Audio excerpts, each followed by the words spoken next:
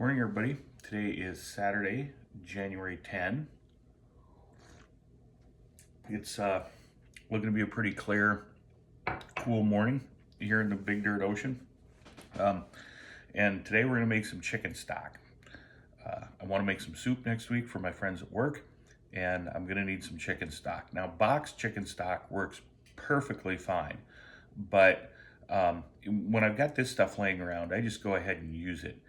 A chicken at the grocery store is probably one of the greatest values that's out there. My local grocery store up here on the corner has a special on Wednesdays. You can pick up a whole rotisserie chicken for $5.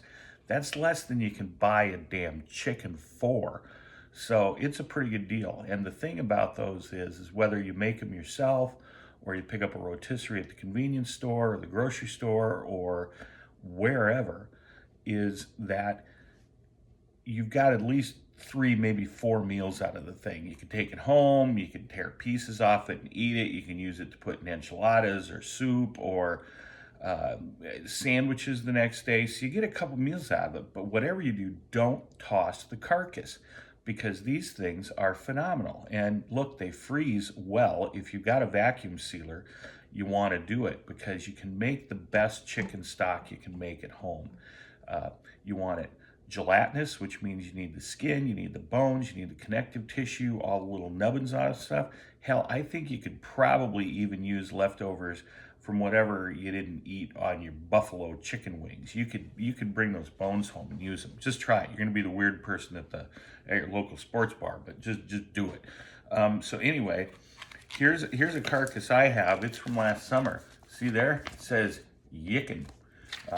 This bird isn't necessarily from Hutchinson County, but it may as well be. Anyway, you're going to take your chicken carcass that you've kept, and you're going to open that up. And I use the Instant Pot because the pressure cooker makes really easy short work of it. If you want to sit around all day and smell it and make the house smell like a soup factory, well, you can go ahead and do that. The more bones you use in here, the better. I've got a little extra in here, apparently, I think. Anyway, that's going in. So we're going to put that in. Great way to clean out the freezer, see? And look, yeah, this is frozen solid, and that's quite all right, because you know what? This thing gets really hot. That's how cooking works. It gets hot. And I'm going to put that in there. Nah, all good. And then you need some aromatics. You need vegetables. I've got some onion. You just have to chunk it up. Don't even have to peel it. Got some nubbins of carrots. Had a couple ugly-ass carrots in the fridge. They're going in just like that. Got the last of the celery that I had laying around. This is a reminder to future me that I need to buy more of this stuff. There, 1 whole onion. Just quarter it up. It's fine. And then some garlic. That's in there.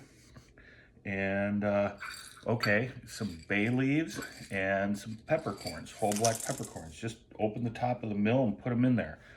So that's what we've got here. Add a glug of wine.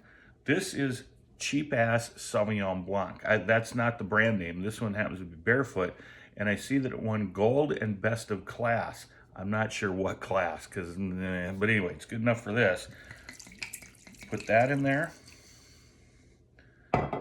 Just how much? That much. Just some. The wine adds flavor, and the alcohol in the wine will cook away. So if you're conscious of that, don't worry about it. But it'll kind of work a little more on the flavors and get into those things. So alcohol is a solvent. That doesn't mean it solves things. It means just the opposite. You probably know somebody that's tried that experiment at home and found out the hard way. At least I have. So now you just top this up with water, and you want to go ahead and get pretty close up. You can go right up to the maximum mark. Not a problem. That looks pretty good. I'm going to put a little more in.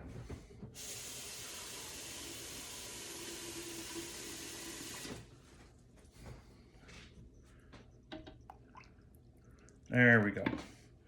You're going to get about that close to the top. Find the maximum line, get close to it.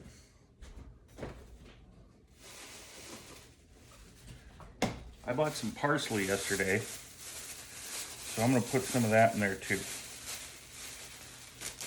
I always use the flat leaf Italian parsley. The other stuff is an abomination. It works great if you're making like tabbouleh or something, but yeah, yuck. This is much better.